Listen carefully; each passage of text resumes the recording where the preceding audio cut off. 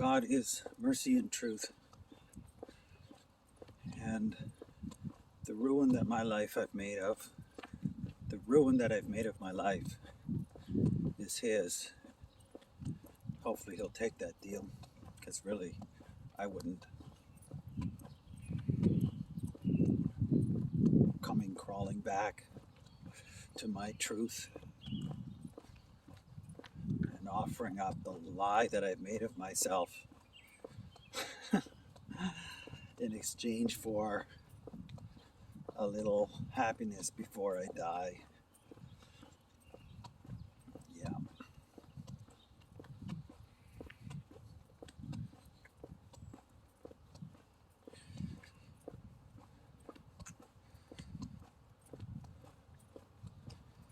Well, I had to do what I had to do to get to where I'm at.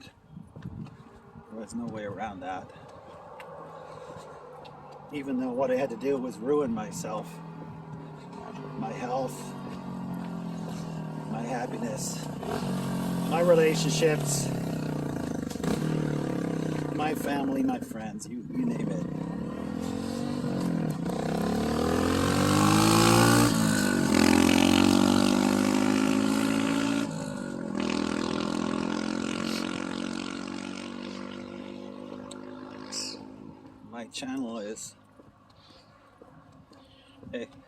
My channel is completely anonymous for fear that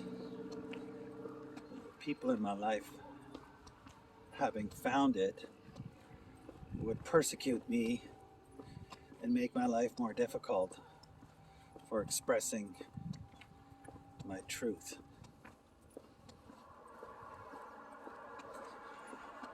And at the same time, my life has been hell, and I've suffered, been persecuted myself for not expressing my truth.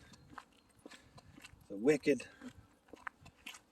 reap the consequences of their folly, and the righteous reap the consequences of other people's folly. And I don't know which I'm reaping. I don't know if I'm reaping my consequences or the consequences of others. Both. It's a mixture, and I can't figure out which is which. Hello, puppy. Hello. How are you today?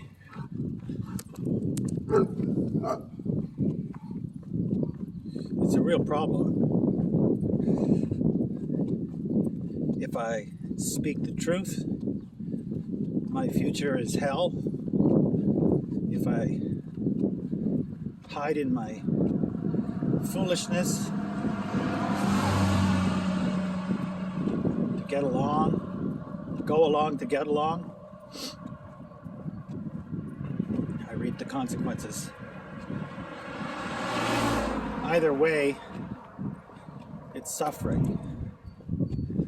I'm just afraid of ending up homeless. I've already ended up loveless.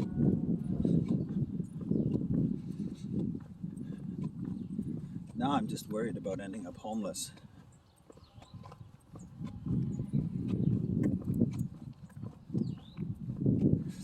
Having found myself alienated from pretty much everyone.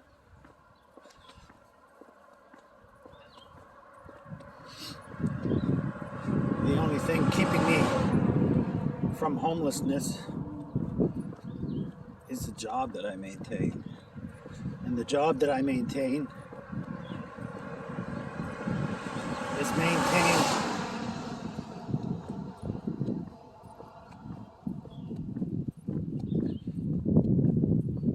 by appearances.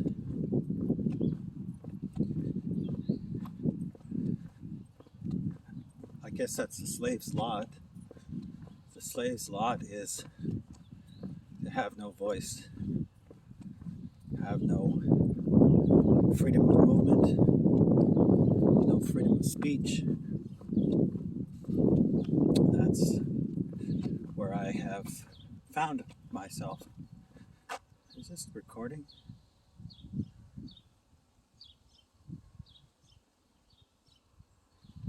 Yes.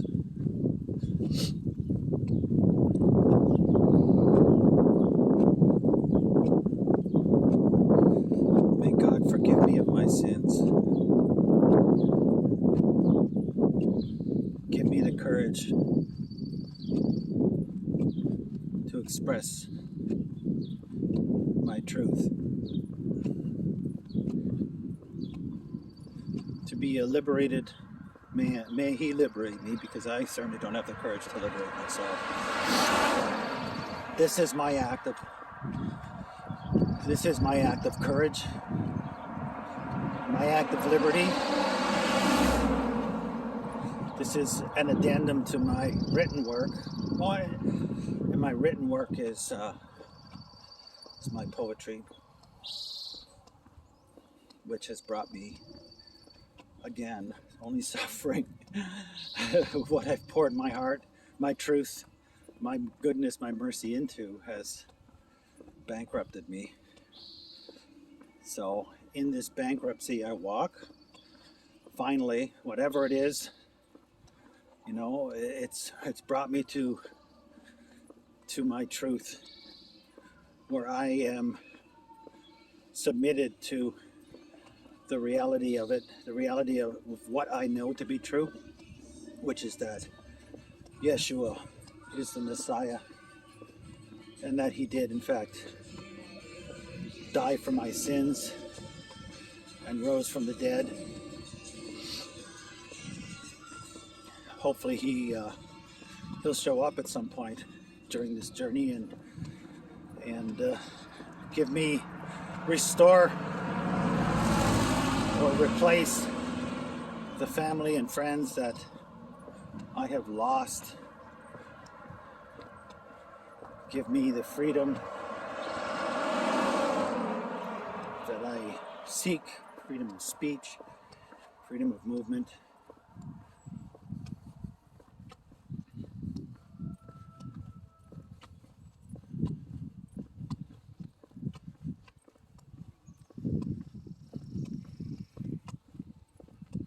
Until then, I'm going to keep making these video statements.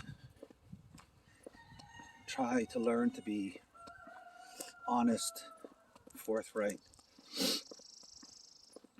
Leave a record. I had another YouTube channel, but I don't know, there's something, I think it was because I hadn't come to express myself honestly, publicly. And because of that, it just didn't feel right. But my truth is the truth of the gospel. My truth is that if Christ can't save me, nobody will. I wait for Christ. I have no other choice. I wait for Him in humiliation and humility to show up and set in order what I have disordered, to regulate what I've dysregulated. My emotions, my thoughts, my fears, my apprehensions, my misapprehensions. I wait for Him. Short of that, I walk to my doom anyways. Well, we're all we're all walking towards our doom, regardless of where we are. We all need His mercy and intervention, for Him to reveal what truth is, because He is the truth. Doesn't show us the truth, He shows us Himself.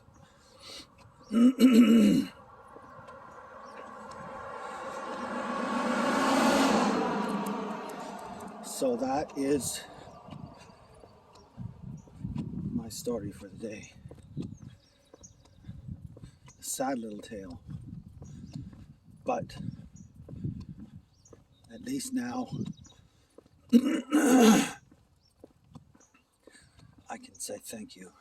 Thank you for the privilege of life, the freedom. Thank you for the freedom you've given me to destroy myself. Thank you for the freedom you've given me to lie, to express my lies, to express my opinions, to act against your love, your truth, your mercy, to go my own way. Thank you for letting me ruin myself, and in ruining myself actually harm the people that I love. Thank you for that freedom, at least. I don't want it anymore. It was a freedom that led to bondage, slavery, until I was so confused that I couldn't tell the difference between the lie and the truth. It all seemed the same.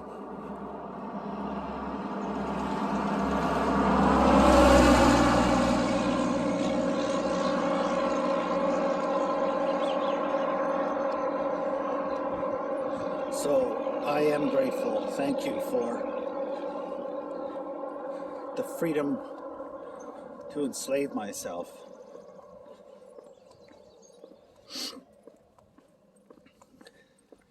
I mean, this whole thing is slavery anyways. It doesn't matter how free you are to move and to speak and to influence.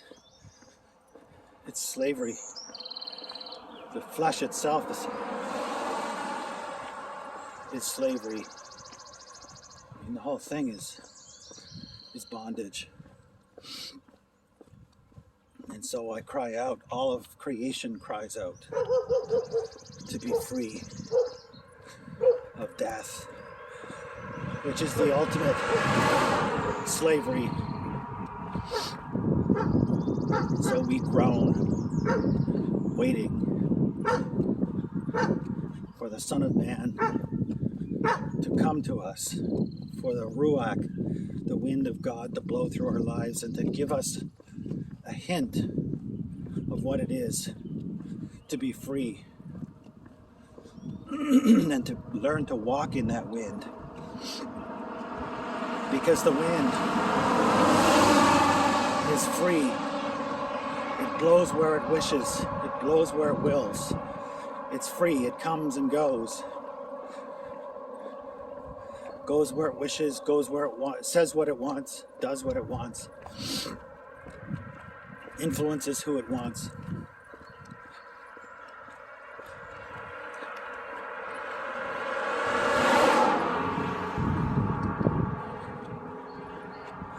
So until the day that I am liberated, I will walk alone with you, and I will wait for the wind of God to blow freely through my life, in all my ways. What's left of it, the scrap that's left of it that I throw now in fear and trembling,